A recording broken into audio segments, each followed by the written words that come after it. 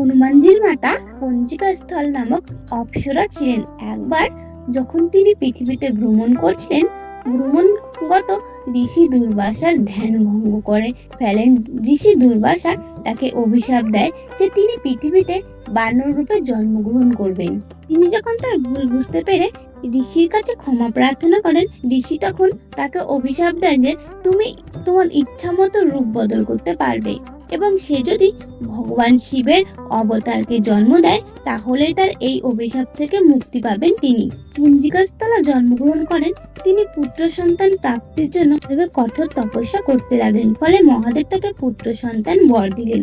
অপরদিকে রাজা দশরথ পুত্র প্রাপ্তির জন্য এক যজ্ঞ করেছিলেন। ওই অগ্নি থেকে অগ্নিদেব বের হয়ে একটি পায়েসের বাটি তুলে দিলেন রাজা দশরথের হাতে, এবং তাকে বললেন, তুমি তোমার 3 স্ত্রীর মধ্যে সমান ভাগে ভাগ করে দিও, যাতে তার পুত্র সন্তান প্রাপ্তি হয়। এবার মহাদেবের আশীর্বাদে পবনদেব দেবী অঞ্জনাকে ওই পায়েস এনে দেন, ও ওই পায়েস গ্রহণ করার ফলে দেবী অঞ্জনা মহাবলী শক্তিশালী বলবীর প্রভু শ্রী হনুমানকে জন্ম দেন।